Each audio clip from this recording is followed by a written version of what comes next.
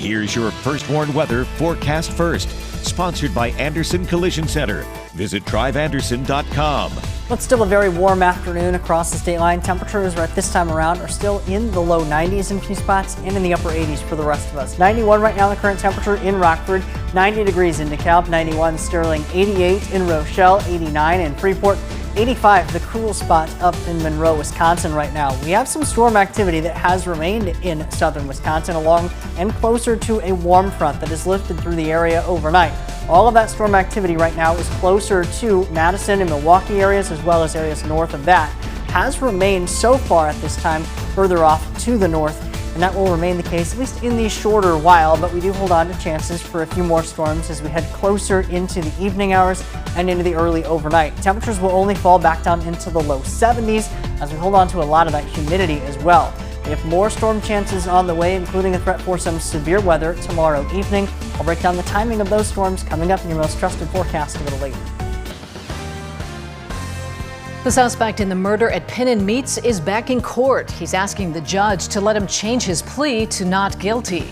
Plus, new unemployment numbers for the state released today. We break down that data and how it compares as we move forward.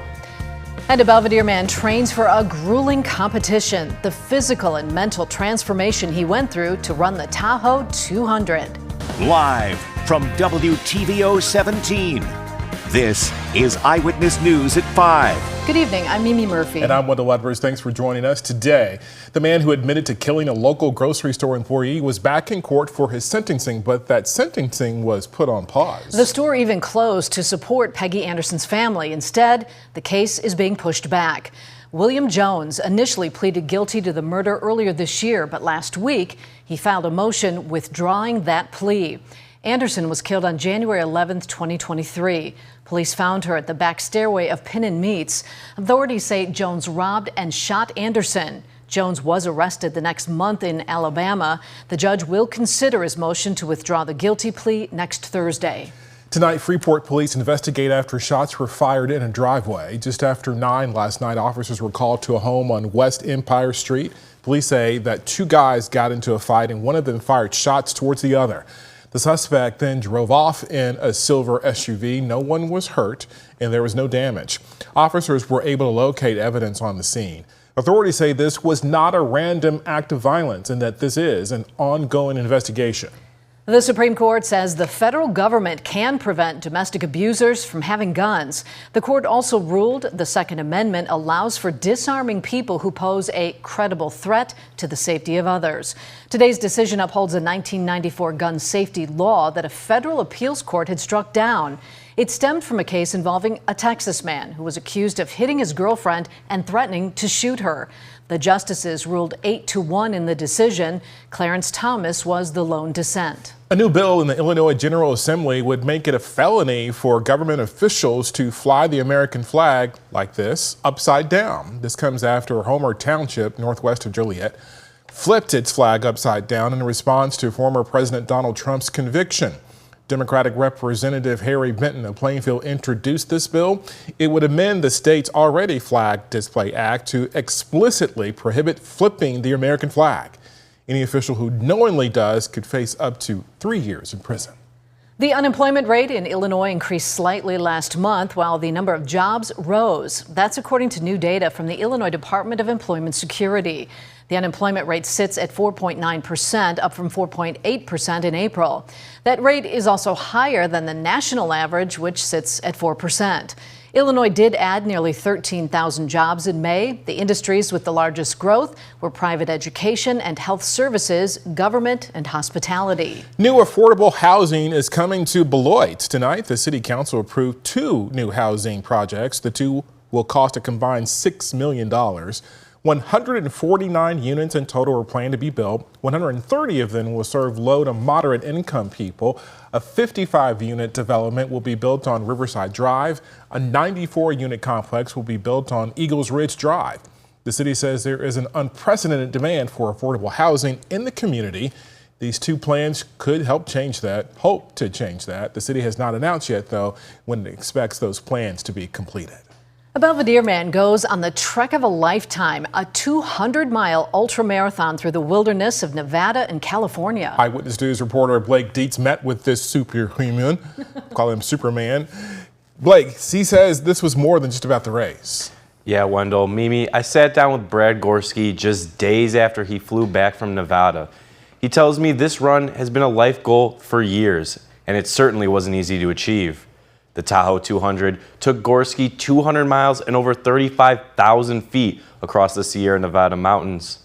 Running on just 1 to 3 hours of sleep for over 4 days, Gorski says he ran a staggering 20-plus hours a day to keep pace. It was grueling, but the 40-year-old says the experience reminds him of lessons that he uses when he returns home. I always attribute ultra running to basically everyday life, right? Like you're going to have good points, you're going to have bad points, but you got to kind of find a way to manage the lows, and then when the highs come back around, you have to be able to ride those and just take full advantage of it. So it's a battle for sure, but I love it, and I'm able to apply these types of things to my everyday life, which is what I really appreciate. Gorski tells me no matter what your goal is, whether it's to hike 200 miles or just get a promotion at work, it all starts with a single step forward. Mimi. Wow, that's amazing. Thanks, Blake. A local museum brings the beach to Rockford to celebrate the official start of summer. For its second installment of its Family Friday series, the Discovery Center hosted a tropical foam fest. Kids were able to play in the foam pit, make coral reefs, witness a volcanic eruption, and look at sand under the microscope. Organizers say the event's something unique and fun for the kids. Because it's foam, because it's bubbles everywhere, and it's an experience that probably most kids haven't had before. So we're giving them kind of a first-time experience, and the kiddos are loving it. The parents are loving it, taking lots of photos and videos today, and so it's just a really fun thing to watch and be a part of. The events run every Friday from 10 to 2. Next week's theme is a parachute party focusing on things that fly. There's a subscription for just about everything now. Add car washing to the list. Now more people in the state line are choosing streamlined ways to keep their cars clean. The amount of monthly subscriptions at local car washes here are on the rise. You can still pay on site, but for some, apparently it's just more convenient to pay one fee up front and go anytime and as many times in a month. McChesney Park leaders say the business is changing rapidly on the local and national levels.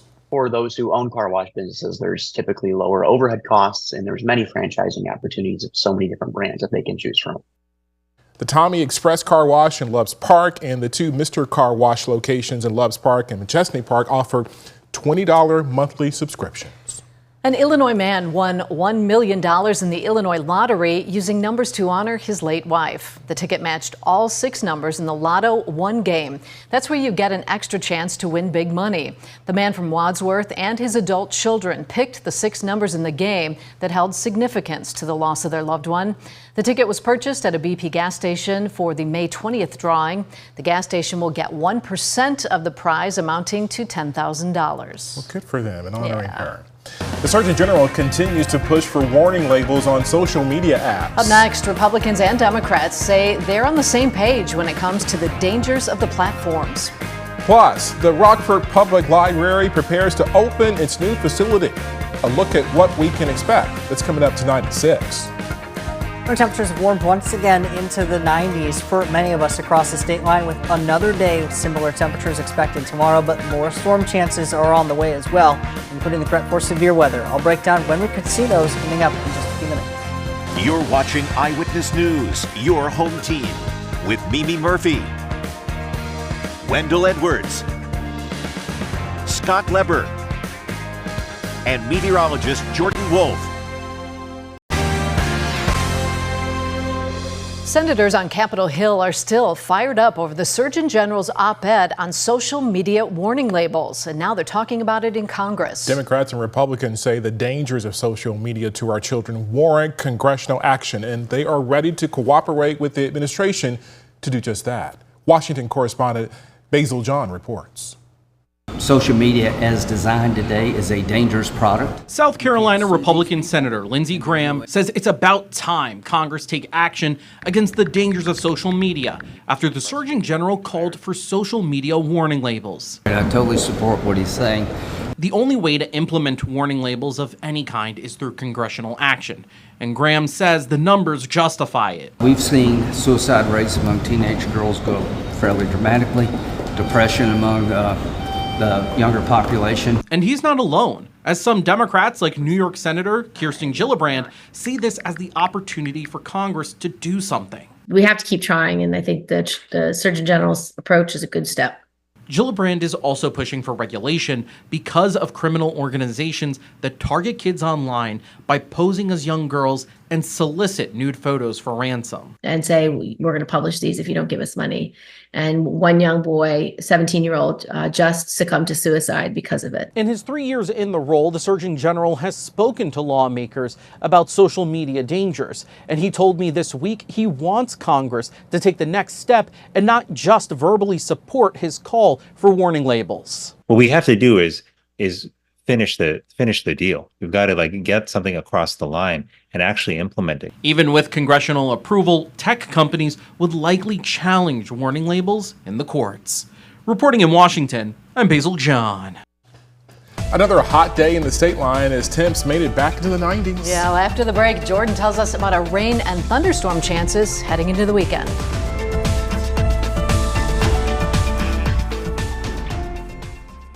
Now, your first warned weather forecast from meteorologist Jordan Wolf. It's pretty hard to forget 2 years ago today when we hit a high of 100 degrees at the Rockford Airport on this date, the 21st, back in 2022. That was our first 100-degree day in nearly a decade, where the only time before that was back in 2012 in July. So it was almost a full decade before we had seen triple-digit heat. We haven't quite been there recently. We did have multiple days, though, that reached well into the mid-90s. Still low 90s for many of us today, including in Rockford. Right now, the current temperature at 91, as well as down in Sterling. 90 degrees in Janesville, 88 in Rochelle, and 89 in DeKalb. But many of our heat index values are a bit warmer, as we still have dew points well into the 60s and even in the low 70s. This has all been developing along a warm front. Pretty easy to tell where that warm front is located, with temperatures in the 90s and 80s to the south of it. Meanwhile, 60s and 70s up to the north, where we're seeing still at least a few of those isolated thunderstorms that have been developing near and along that warm front. This has kept most of that activity north of our region, as well as a lot of that thunderstorm activity even trailing off to our west, still along that frontal boundary. That frontal boundary will be pretty important with our next weather system, pretty much guiding along that line, bringing that next low pressure system off to our north eventually as we head into tomorrow. Locally, though, today, many spots have still remained fairly quiet, as a lot of that storm activity is up to our north, including a couple of brief severe thunderstorm warnings just off to the east of Madison, Wisconsin. Locally, we may see a few isolated showers try to develop here into the early part of the evening, but higher chances for those storms move in as we head toward the early overnight hours. A lot of that storm activity is north of the region, including north of Poplar Grove. Off in the distance, you can actually see those towering cumulonimbus clouds well off in the distance. It's a little bit faint because of how distant they are from that camera, but it is still pretty easy and pretty neat to tell that that's where our thunderstorm activity is off to the north. Temperatures overnight tonight only fall back down into the low 70s as we have a lot of that humidity that remains in place. Isolated storms may be possible, especially once we head toward and just after midnight tonight. As we get into tomorrow, that warm front still remains up to our north, allowing us to still see many temperatures warm into the 90s. 91 officially the forecast in Rockford. Hot and humid conditions with scattered storms possible throughout the early part of the day, very possibly, but higher chances and higher coverage of those storms heading into the evening. As we head into the night tonight, though, many of those isolated showers may try to start developing across the state line, but higher coverage of potential storms will move in after midnight tonight. These storms will be elevated, but there's not much of a risk for some severe weather. Our main threat with these is going to be very, very heavy rainfall, as we have a lot of moisture in the atmosphere for these storms to work with. Once those move out of the region, we may see another brief round of them early into Saturday morning before we dry out for the afternoon. Then that cold front comes sliding in along that low pressure system that tracks very along that warm front that we currently have in this present moment.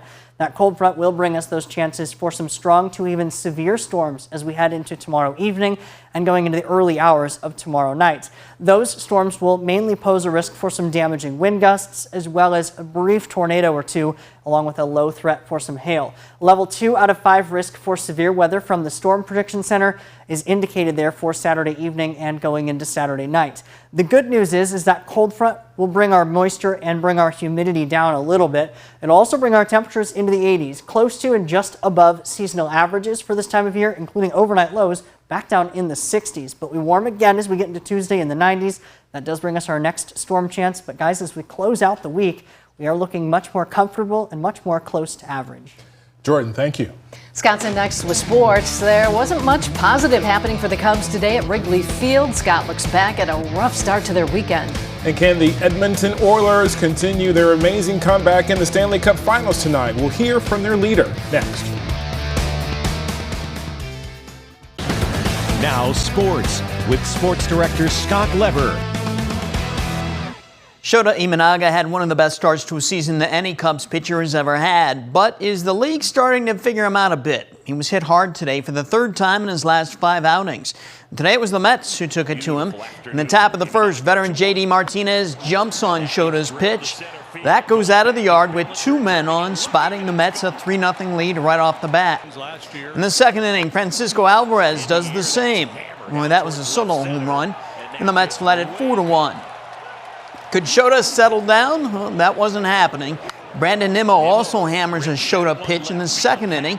The Mets led 6-1. They eventually pushed that lead to 11-1. Imanaga gave up 10 runs and 11 hits in 3 innings. Meanwhile, ex-Cub Jose Quintana had himself a very nice outing for the Mets. He strikes out Patrick Wisdom, Dansby Swanson, and David Bodie. That was all in the second inning. The final damage on the scoreboard read at 11-1 Mets. The two teams will play a 1:20 start tomorrow afternoon. Well, the White Sox are going to get it going in Detroit in just a few minutes. They are 0-3 against the Tigers this season. We could be in for some more drama tonight in the Stanley Cup Finals. It's Game 6, and the Oilers have the Panthers on their heels after taking the last 2 games. Connor McDavid's playing like a man on a mission. He had 2 goals and 2 assists Tuesday night. He's the first player in NHL history with back-to-back 4-point games in the Stanley Cup Final.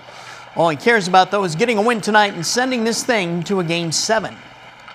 You spend your life, working to get into a position like this. You think that when you're here, there's going to be some magic feeling or magic. I don't know. You don't know what to expect. To be honest, it's all been pretty normal. This has always been part of the plan for our group to be in a position like this, playing in big games at home, in big moments. We'll have this game once again tonight on WTVO. It starts at 7 o'clock. If Edmonton wins and evens the series, Game 7 would be played next Monday night. That's sports. We'll be right back. First Warn Interactive Radar from Rockford Glass & More, keeping most of the thunderstorm activity off to our north, closer to a warm front here early into the evening. We will see a couple chances for some isolated storms that develop mainly after midnight tonight. Temperatures returning back into the 90s again tomorrow. That will bring additional storm chances, especially during the evening. Some strong to severe, but cooler Sunday and Monday. Thanks, Jordan. We'll see you again at 6. Good night.